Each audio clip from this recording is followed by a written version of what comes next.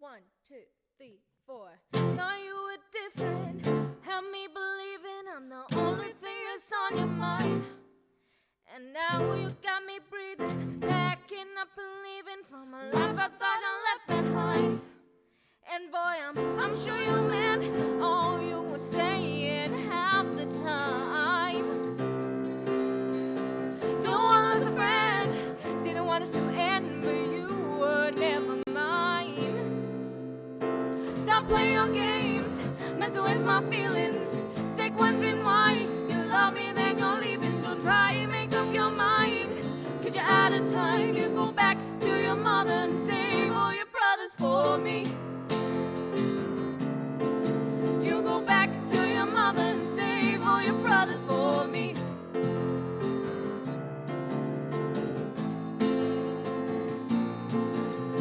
I'm so tired from chasing, holding on and waiting, only wanting you to feel the same. Had your chance and blew it, even when you knew that I was begging you to feel this pain. And boy, I'm sure you meant all you were saying half the time. Don't want to lose a friend, didn't want to end, but you were never mine. Stop playing your games, messing with my feelings, sick wondering why you love me then you're leaving. Don't try and make up your mind, 'cause you're out of time. You go back to your mother and save all your brothers for. Don't know how I'm breathing, don't know how I'm staying strong. Have me believing that you love me all along. Don't know how I'm breathing, don't know how I'm staying strong. Have me believing that you love me all along. Don't know how I'm breathing, don't know how I'm staying strong. Have me believing that you love me all along. Don't know how I'm breathing, don't know how I'm staying strong. Have me believing that you love me all along. Stop playing your games, messing with my feelings, sick wondering why you love me then you're leaving. Don't try and make up your mind, 'cause you're out of time. You go back to your mother and save all your brothers for. Stop playing your games, messing with my feelings, sick wondering why you love me then you're leaving. Don't try and make up your mind, 'cause you're out of time. You go back to your mother and save all your brothers for me. You go back to your mother and save all your brothers for me.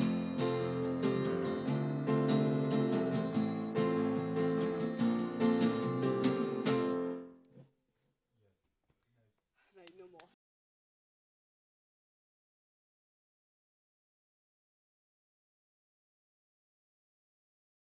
Alright folks, how are we getting on? My name is Jack Brown and you are here for a very good episode of the Audio Studio Lab Collab. I am joined by the wonderful people from OSA, which is known as Open Studios Ayrshire. Open Studios Ayrshire.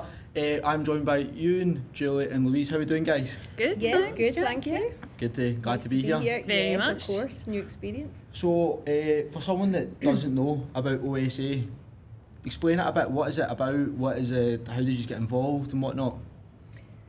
So basically, it's a collective of artists. It's a group who basically come together, and the main purpose of it is to host an open doors weekend, which now is usually in September, and it runs over 3 days, and it just gives people an opportunity to come and visit us, usually where we work, in our place of work, and also just to view your work, and there's a chance to purchase that as well, just make contacts and chat to customers.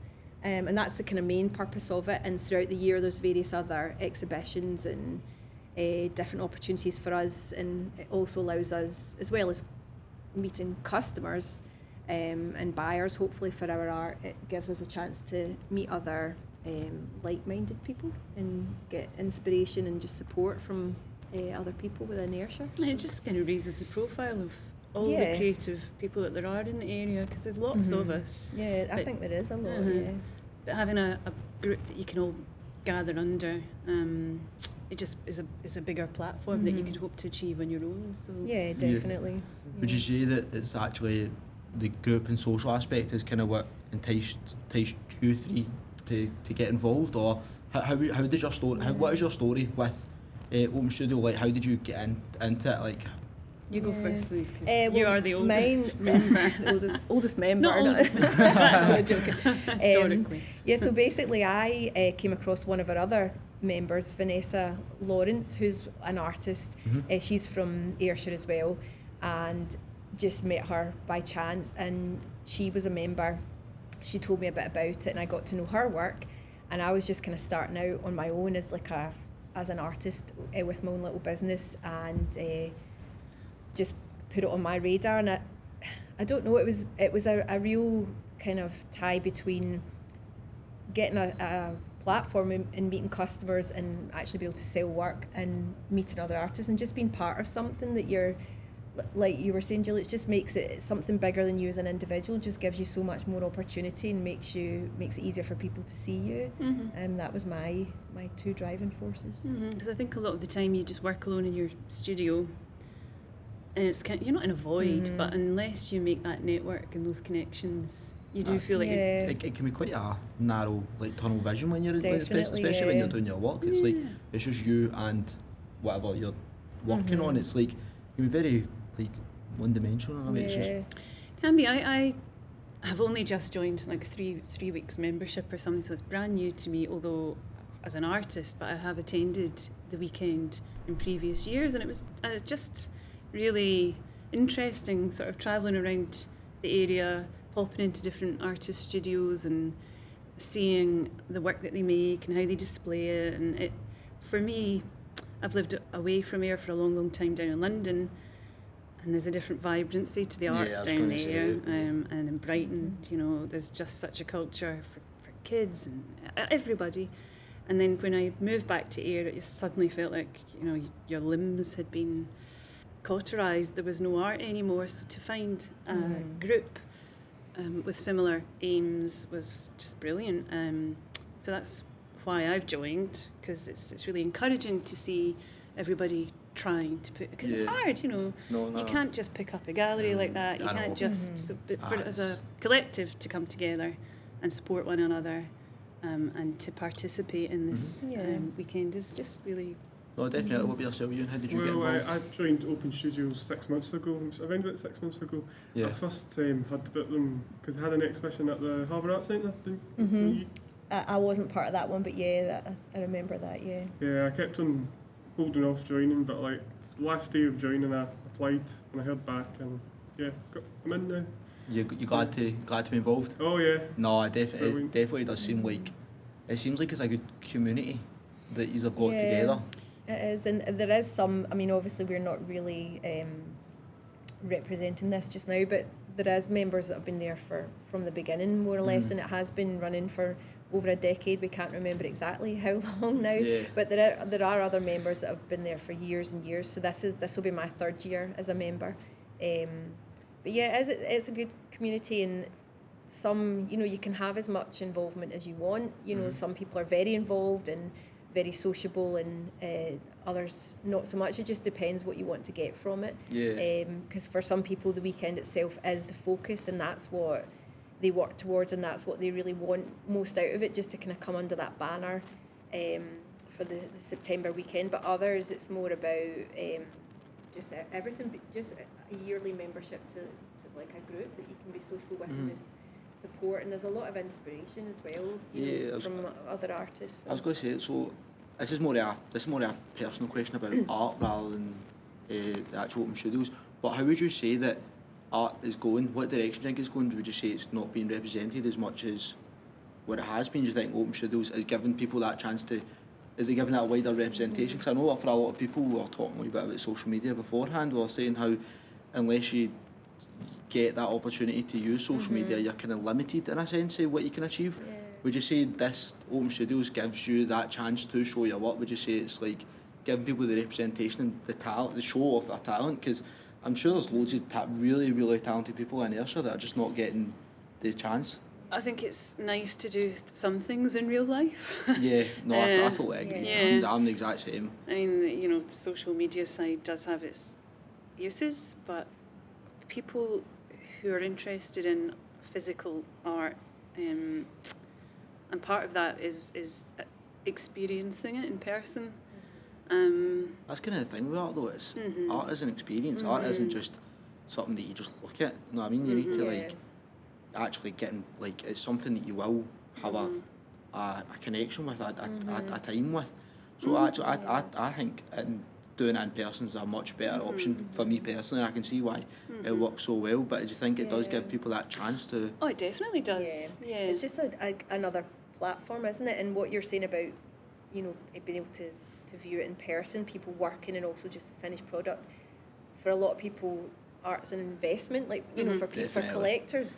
And a lot of people say, oh, people don't buy original art without seeing it in person, which sometimes isn't true. But yeah, the majority of the time, if you're going to be living with something, it's going to become an important aspect of your home, then you want to see it in person. Yeah, I was going to say. And even to speak to the artist and get an idea of who they are can be part of it. But yeah, I mean, I think, I don't know if it's just because I've kind of immersed myself in art more the last few years, but I do think there is more time being spent talking about it, and I think in here, generally speaking, it's kind of, I don't know, it's been supported a bit more. There seems to be a bit more venues cropping up, and it's, and as I say, I don't know if that's just because I'm more aware of it, but any kind of opportunity for artists to be supported and to take part in something, I think, is good. Definitely, because it can be a bit intimidating buying a piece of art. I went to Frieze Art Fair maybe 15 years ago, and it was a huge venue, thousands and thousands of people, and there might have been art there that I would have wanted to talk to the galleries about, but you just felt so intimidated by it all. Yeah, I can imagine. And it was David Shrigley had some work there, and Jeremy Deller had some work there. I thought, if I could just get a wee screen print or something small. But I just didn't feel like I could even talk to the gallerist. Yeah. It was just too stressful. Yeah. So I think if you can bring it down a notch and make it accessible.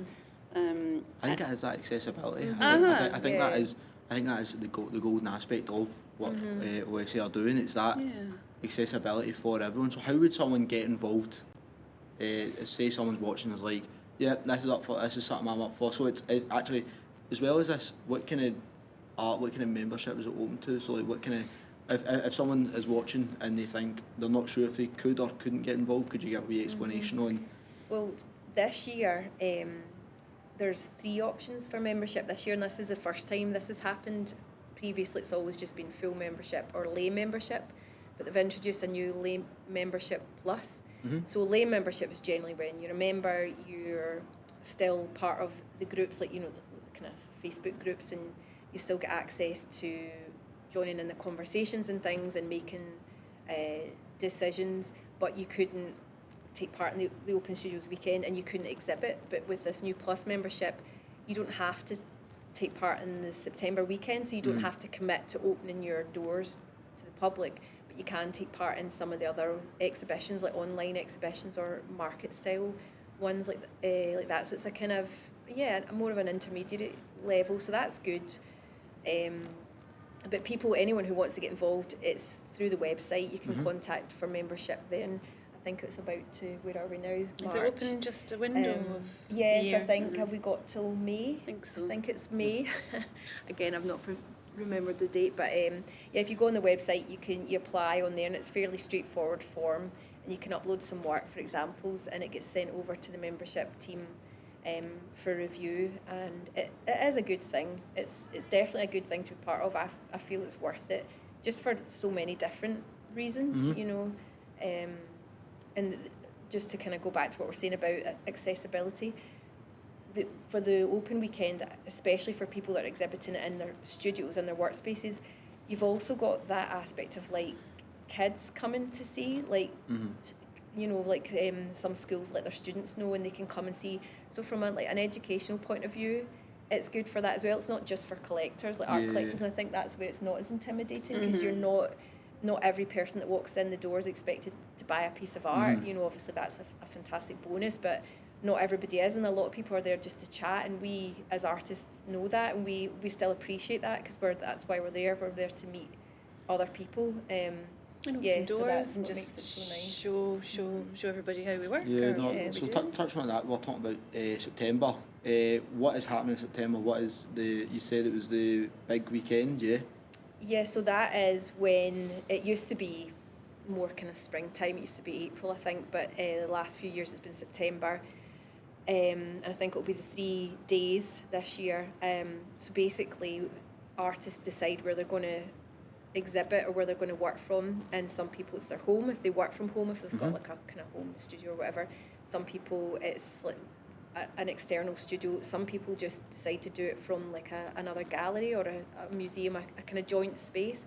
And it's basically just opening your doors and letting people come in and chat to you, have a look at your work that's on display. And if you're able to work while you're there, great. People can actually see you in action. A lot of people do set demonstrations and things, and they can just come and chat to you and tour around. So it's not just about visiting one place. If you want, you can visit everyone that's taken part that weekend, so you can make a day or a weekend of it and, you know, compare everything and just see the variety of what's out there in Ayrshire.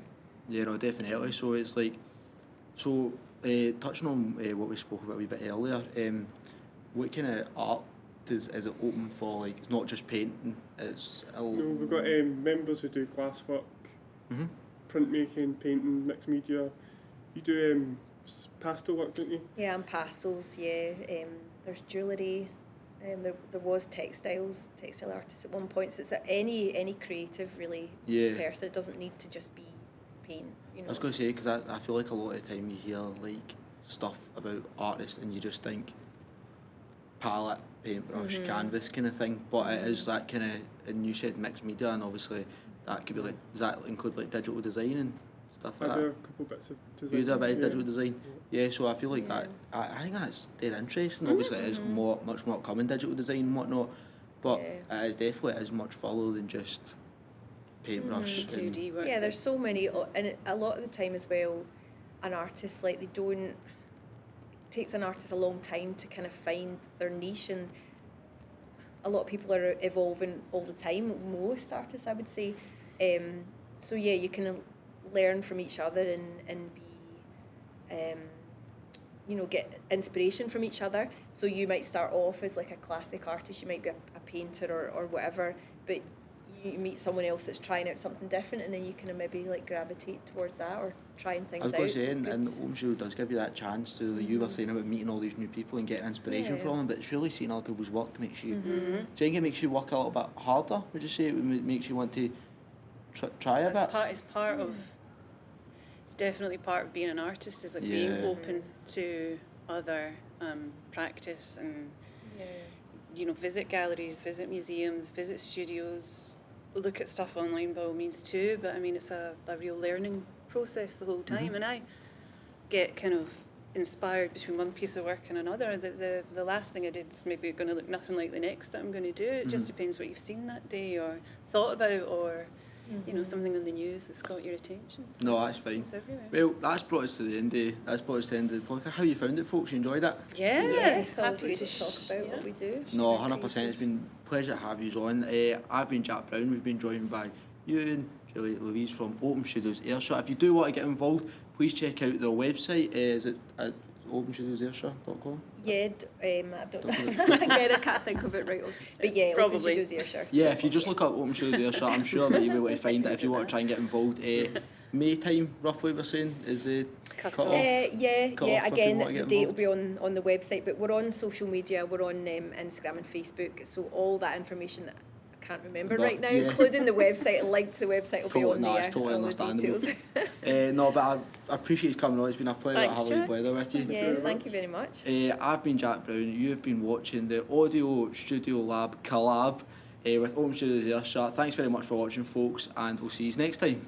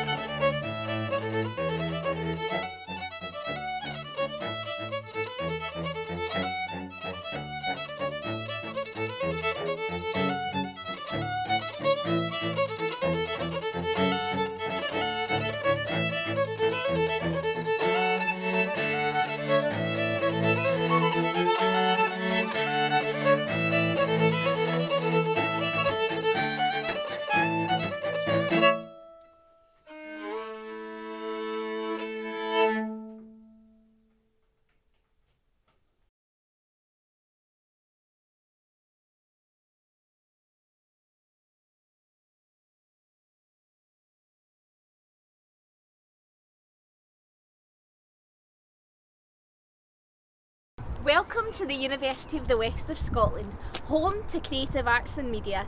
Come with me while I start on my walk to Kelvin Grove Park. Come on then.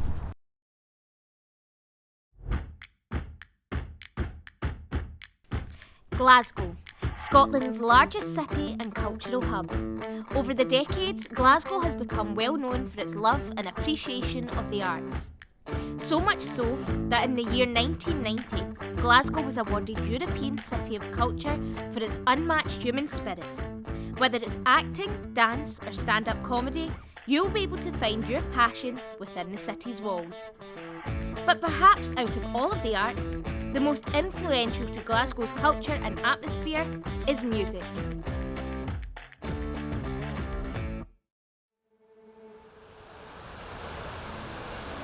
Welcome to Kelvin Grove Park, right in the heart of the city. I'm here today to learn a bit more about Glasgow's music scene and see if I can unearth any history at the park's famous bandstand. So let's find out a bit more, shall we?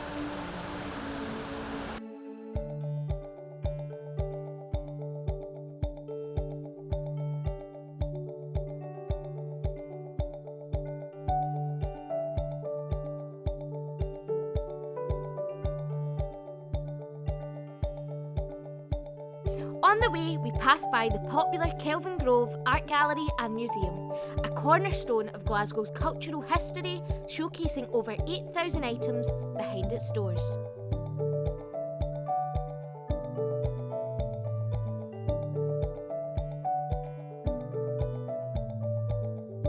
Right up ahead is the Kelvin Grove Bandstand, where many performances have taken place over its long history. Behind me we have the world famous Kelvin Grove Bandstand with legendary musicians such as Happy Mondays and Tom Jones performing on this very stage. Alright Carla, Oh, hi Kieran, how are you? you enjoying the bandstand? Yes, I was actually just remembering the time that I came to see Chic and Earth, Wind and Fire Oh, on I this love very them. stage. It was absolutely incredible, but I know you know some facts about the bandstand itself, don't you? Yeah, so it was designed by a really famous architect here in Scotland called James Miller in 1924. He designed it in the Art Deco style, it's why it looks so lovely. But it was really popular at the time. Now it kind of stands as a monument to Scotland's past and its history and architecture. That's really interesting. You couldn't ever imagine this bandstand being empty, like even especially on a lovely day like today. It's just such a brilliant venue. So we have brilliant people that have performed here, like the Pixies. I'm a massive Pixies fan. Nirvana, all sorts of people have performed right here. Yeah. So there's lots of history, lots of great music venues around Glasgow. So a city of music, culture. It's amazing. Yeah, I completely agree. And I think it's something that we sometimes take for granted. You forget about these different venues that are all over our country and all over our city as well. I think so. But over the past couple of years, you have this massive resurgence of really talented Scottish artists from Glasgow, like Jerry Sermon, Lewis Capaldi, Amy McDonald. Yeah, Katie Tunstall was spoiled for choice. It's amazing. We're really lucky to be from here and have such a rich musical past. Yeah, definitely agree. But are you up for a drink? Totally. Let's go.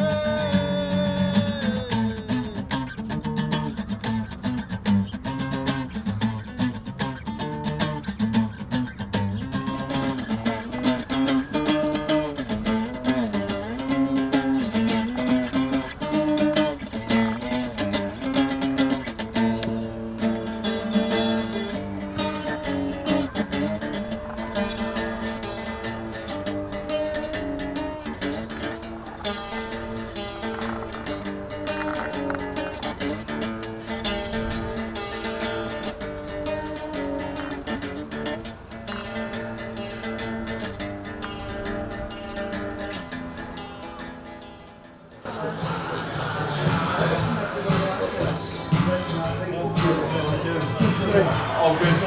good. Tired a little bit. Well, cheers to learning a bit more about Glasgow's music history. Oh, we're not done yet. This is Strip Joint. This is one of the best music venues in the city. This is where Tidelines, all the really famous Glasgow bands got their start. Really? You look behind you, there's a lot of records, a lot of which are from bands who have played here. It's a really rich part of Glasgow's music history. So it's better with a wee coffee, chill down, look at some great bands that are coming up. See, it's such a good vibe as well. It is such a chilled environment. It really is. And as I said earlier, it's something that I don't think we appreciate enough is the music scene within Glasgow, especially with little restaurants that you would have intimate music gigs at as well. It's such a brilliant venue. It's just, we have such an amazing kind of cultural relevance to music around the world, and then those things. I don't think people from Glasgow or even around Scotland appreciate it enough. No, I completely agree. Yeah. But hopefully our friends in Canada are getting on just as well. How are they doing? I don't know. Well, let's find out, shall we? Do you want another drink? No thanks, I'm driving.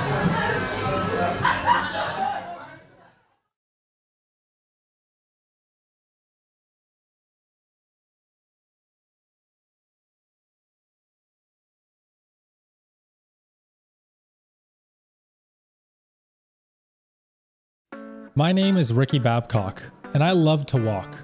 I live in Toronto, Ontario, and while we're known for our robust public transit system, I actually prefer walking everywhere. Although our famous Canadian winters might make that hard for some, it doesn't deter me. That's what coats are for.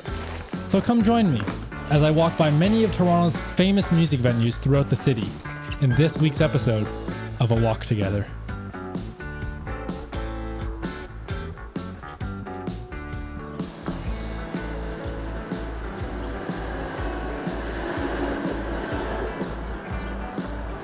Our journey starts here at the Bovine Sex Club here on Queen Street.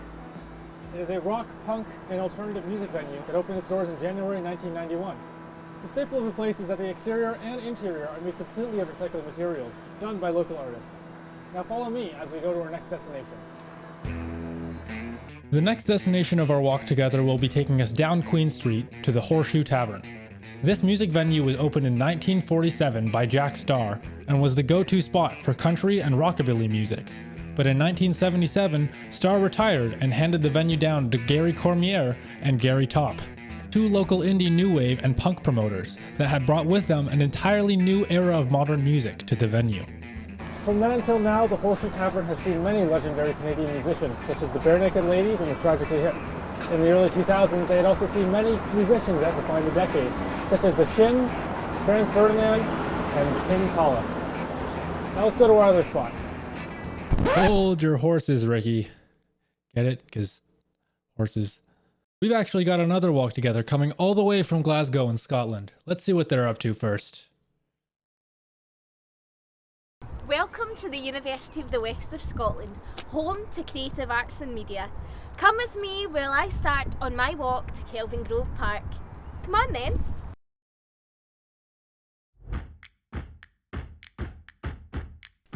Glasgow, Scotland's largest city and cultural hub.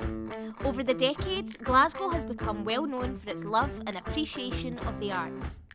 So much so that in the year 1990, Glasgow was awarded European City of Culture for its unmatched human spirit.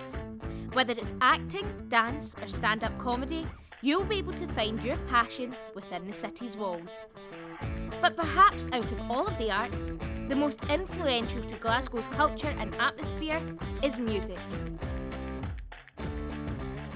Behind me we have the world famous Kelvin Grove Bandstand with legendary musicians such as Happy Mondays and Tom Jones performing on this very stage.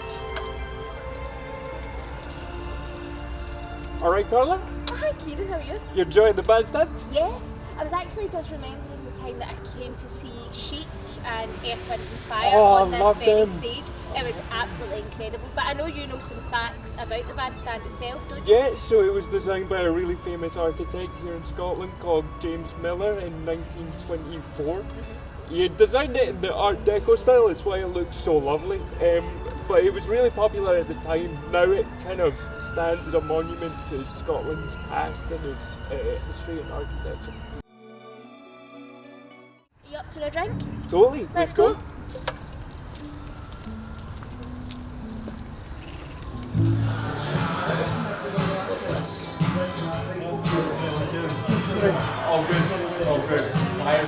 Well, cheers to learning a bit more about Glasgow's music history. Oh, we're not done yet. This is Strip Joint. This is one of the best music venues in the city. This is where Tidelines, all the really famous Glasgow bands got their start. Really? You look behind you, there's a lot of records, a lot of which are from bands who have played here. It's a really rich part of Glasgow's music history. Completely agree. But hopefully our friends in Canada are getting on just as well. How are they doing? I don't know. Well, let's find out, shall we? Do you want another drink? No thanks, I'm driving. Back here in Toronto, we'll be moving from the Horseshoe Tavern through Chinatown to Kensington Market, on our way to our final destination, Sneaky Dee's.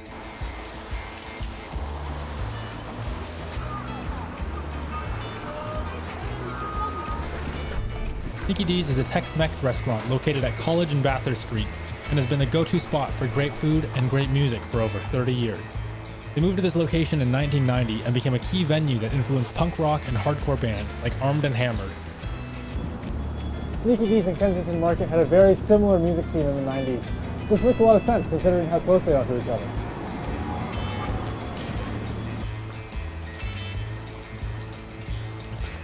It's a bit of a walk through Kensington Market, and we've got some friends in Portsmouth, England waiting for us. So let's see what they're up to. This is Portsmouth, the UK's only island city. Full of culture and history, this city is unlike many on the mainland of England. Home to one of the main Royal Navy bases, the city has held great importance for the country since 1194. Independence thrives in Portsmouth, with most of our shops and music arenas being local businesses. While Portsmouth is full of things to do and places to see, the subject we'll be focusing on is music. One of the main locations people go to watch live music in Portsmouth is the Wedgwood Rooms. The Wedgwood Rooms is a live music venue that has been open since 1992, hosting bands such as Daisy Brain, In Waves and Oyster Band. Now let's start the journey to the next music venue.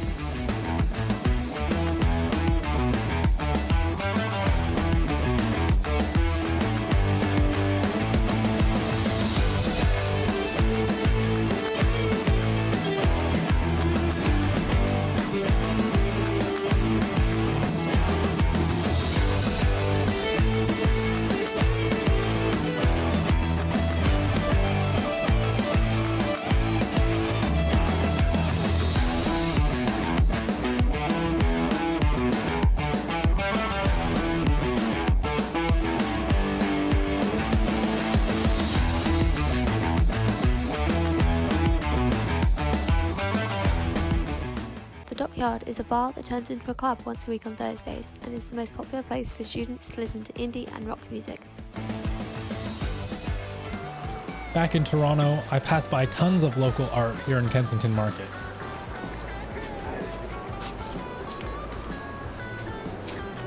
As I turn down Dundas Street West, we're getting closer to Sneaky Dee's. And I don't know about you guys, I'm getting a little thirsty. Back in the day, Sneaky Dee's used to be a very popular hangout spot for anti-fascist group ARA, and in 1993 there was a huge battle outside with the neo-Nazi group Heritage Front. That clash became a huge part of Sneaky Dee's history, and that concludes our walk together. Now, if you'll excuse me, I'm gonna go grab a drink.